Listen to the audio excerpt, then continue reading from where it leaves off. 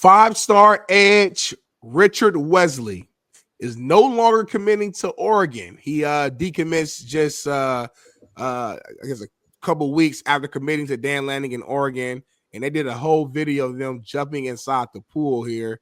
Jason, go ahead. What's he wearing?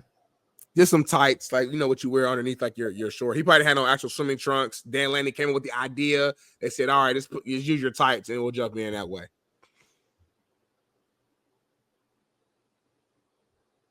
Okay, go ahead.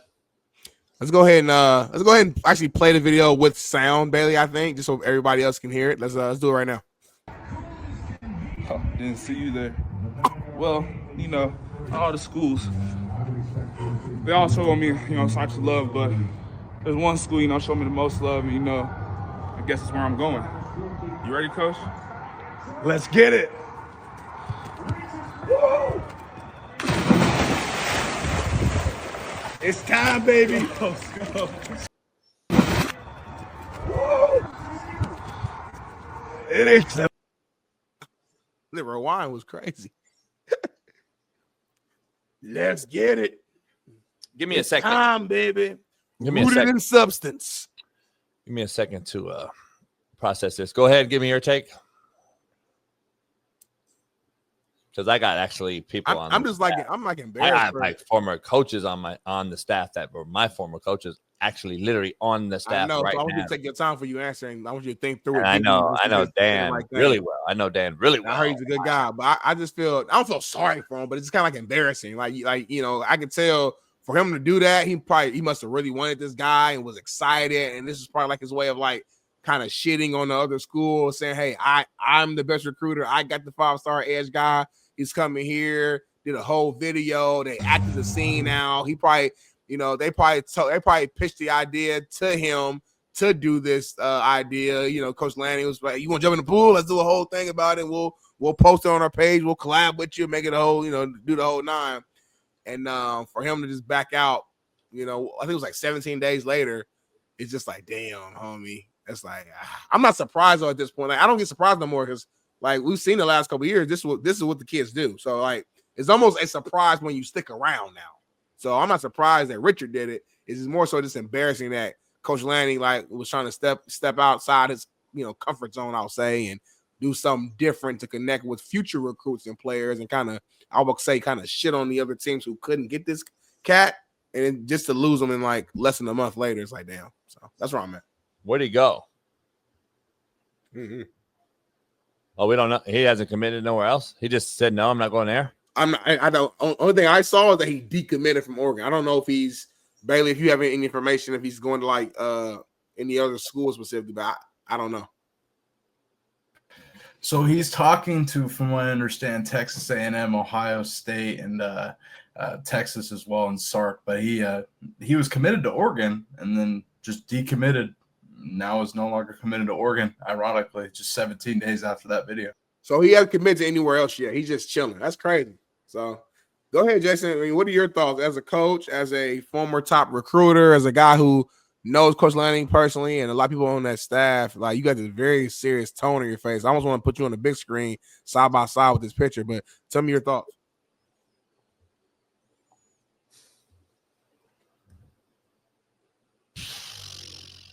My boy coached this kid in high school. Cisco?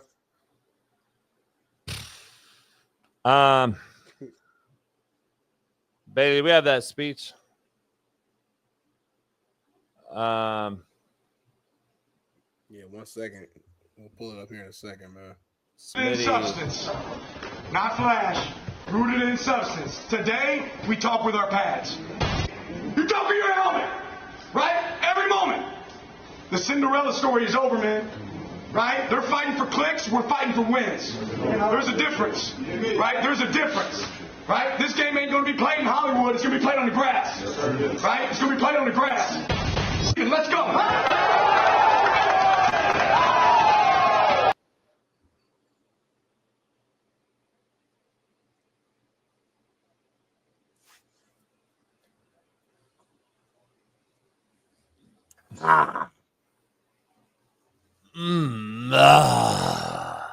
I'm a realist, man. It's a realist. Don't say it. Don't say it. Don't say it. It's your boy. Smitty, I gotta be honest, man. Don't do it, Jason. You got too many people on the staff. Don't do it. That's for clicks. He just did that for clicks, dog. Come on, homie. You gonna burn a bridge. But it's a real. I gotta be honest. Say it. Just say it. Say it. Just say it. Just say it. I mean, come on, homie. I go with Dion does something. I go at Dion, but homie, you can't have a word. You can't have a speech that went viral talking about that dude when this is right here is clickbait. And then you got played. And then you got played by a cat that said commitment when we know damn well there ain't no such thing as decommitment. It's not even a real word. Talk about it. Why are we committing and not holding these cats accountable? This is not a commitment. This ain't a fucking commitment, homie. If he committed, then he's going to Oregon. By definition. He's not going to Oregon now.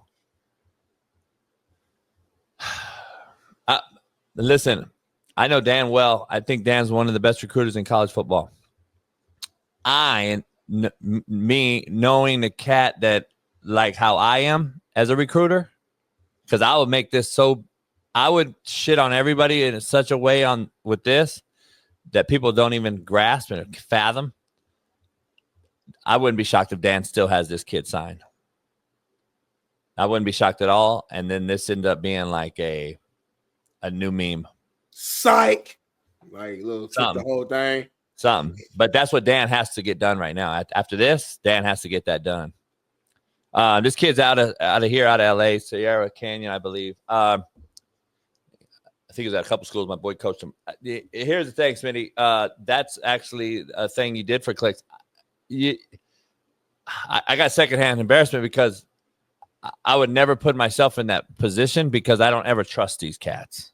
And I never, ever, ever trust them. Ask Alan in the chat. I used to tell these coaches every day, don't ever trust these motherfucking kids.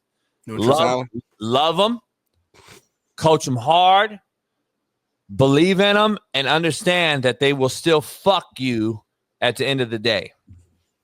Like that is at the end of the day. That's why a coach is different. We lose sleep over someone else's kids more than their own parent. We lose sleep over another person's kids more than any other professional business, CEO or manager, college football coaches. We lose more sleep than them, than their own parents over their own kid. Here's why. We are all in. So see, that's why I'm so against coaches. Oh, coach, he can leave, but the kid can't. Fucking right. We are all in. The kids are never all in. Kids are never all in. And it's not a knock on the kid. It's just what kids are. Kids only know what they know and don't know what they don't know. And that's not their fault yet. That's why the grown person in the room is supposed to do that. So I'm never against a grown person who's worked their whole life to attain a professional position to go and get a better professional position. It's anyone out there in the real world. If you're at Walmart and your manager pays more at Target, that's where you're going. You're leaving Walmart to go to Target, homie. It's just real life shit. PGA golfers who get offered $200 million to go to live, guess what? Going to live. So I'm tired of hearing all the people that play this. Get off your soapbox shit, homie. Get off your high horse. For everyone that bitches and moans about the people leaving for bigger jobs, you and I talk about it every day. We're not turning down money at 18, 19 years old. We're taking it. Yeah. The problem is coaches are always all in. We have to fully believe in you. That's why we offered you. But kids leave every single day when they say they commit and don't even understand the word. They decommitted. Well, there's no such word. They just really never committed. They lied. And that's the problem. There's no more accountability anymore. And if you decommit, which is not a word, to a place like Oregon, the home of Nike, Like the owner of Nike is investing in you. You have all the uniforms, you have all the glamour and the glitz, and guess what? You don't have a national championship. You still are chasing a national championship, and the problem is we got to stop putting ourselves out there because we trust these cats too much, man. And nowadays it's no more relationship building. It's money grab and banking on this is the bigger bag. That's why Georgia's paying a cat $20,000 a month. It's not about relationships no more. That's to our point earlier. Are we paying them as freshmen, sophomores, juniors in high school, or are we just paying them as seniors in high school? And then does the next guy that comes with $25K a month, is that now the new relationship? Right. The bigger bag is now the new relationship. That's the problem that we've opened up. The Pandora's box that has been opened up here is the relationship is now monetary. It's not anymore, how's your mom? How's your sister? I was at your funeral. I was at your mama's funeral, your auntie's funeral. I came to your graduation. I went to your pop's, court hearing, which right. I've done all these things. Which is relationships. Now we're just buying them, homie. You can't buy relationships. You can't. It ain't real. It's gonna always be fickle. Yeah. You can't buy love. And relationships and recruiting is love. Like, let's be real, homie. It is truly love. And even though it's love, you still can't trust them. At the end of the day, that's how cold this is. That's why on Netflix I said this is colder than the dope game. Because it is. It's colder than the dope game. The dope game, there's what? Transaction. It's transactional. It's done. Yep. Here's the money. Here's the dope. Boom. There's no love lost. There's no fucking me down the road. There's no none of that. Unless you give me bad dope. Yeah. Then there's a problem, right? But at the end of the day, this is now a transactional business. And college football and college sports, college athletics was not meant to be transactional. It was meant to be relationship building, and long-term friendships were built out of it. And you attained lifelong relationships by earning a degree from that particular institution, and then building relationships with boosters and big-time people that have a lot of money who then later help your family out, get you a job. You start right out of college, you're already a COO at some corporate business that this guy and the booster that met you at USC was a booster of you, and you got to meet him. Nowadays, you're headed and you're meeting 400 different collectives because you went to 4 colleges in 4 years. Right. So now this is a relationship transactional business now, homie. And this is a issue, dog, that I think you're never going to get back. It's going to be it's just getting worse and worse and worse. And now we got grown men who are putting their mortgages and their families' livelihood on the table for a kid who jumps in a pool with you in boxer briefs and then fucks you 17 days later. I don't know, Smitty, if you can explain to me that 17-year-old kids, 18-year-old kids, and even 22, 23-year-old kids, let's be real, understand business. So I don't want to hear that it's a business, because a business means there's 2 parties involved and both parties are actually benefiting from each other. That's what business definition is. 17-year-olds don't know what business is, homie. 17-year-olds know how to take. They don't know how to give yet. Right. Because we haven't taught them, and we will not teach them at this rate. And to your point that you made, well, first of all, that was a hell of a take. That was great. We should cut that. But you talk about before, man, like these street agents, these parents, etc. If I had to, put some money on it, I bet you he didn't make this decision just by himself. I think somebody's in his ear. Somebody was like, "Hey, man, listen, there's a lot of money left on the table. I've been talking to this school. I'm telling you, man, you might have committed to Oregon too quickly. I'm not saying don't go there, but decommit now, weigh out all your options before you make a decision. And he's being so, being young and gullible as a kid, and again, I'm not talking about him. We all were that at some point. You're going to listen to somebody who you trust, the adult in the room, whether that's your parent or the street agent, etc. It's just tough. I put myself in the player's shoes, and I couldn't see myself knowing who I am and who I was even at that age, doing this big commitment video, jumping in the wire, doing all this, and then saying, never mind. I just, even from a standpoint of just like my own pride, my own, like, just think about my own just embarrassment, because it's kind of embarrassing for the kid too, in my opinion. Like, for you to do this whole thing and this skit, and you shit on all these other schools and say you're going to Oregon, it's fun, and then you, like, 2.5 weeks later, you cut out. Listen, I get the money. You guys know I defend the money, but at some point it's like, damn, bro, like, I don't know. Obviously, he's a junior. Yeah, I agree with Cisco. Like, it's okay to take the money, but then it's okay to listen to somebody that has no teeth in the game. It's just it's hypocritical. It doesn't make any sense whatsoever. These people are listening to cats that have never done it, and this is all new for everybody. This is new for everybody involved, and now the part that's fucked up is we're asking 17 and 18-year-olds that in a new space to understand it, and then you want to call it a business. It's not a business. These cats don't even understand it, and either do the adults yet. This is still ongoing transition that NCAA and college athletics are going through right now. Like, that's really what it is. Like, let's be honest. Oregon, Smitty, has unlimited resources. Unlimited. Yes. They are unlimited.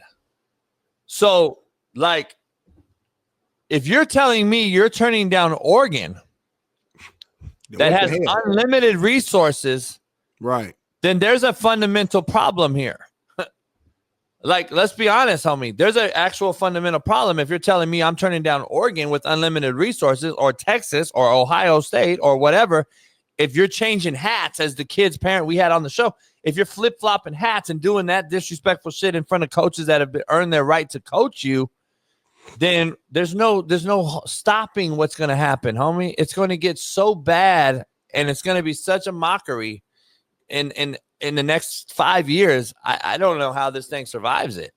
It'll always survive because the money is there for TV contracts and other things, but that doesn't mean it's kind of like the T-Wolves and the OKC Thunder. The product is bad, homie.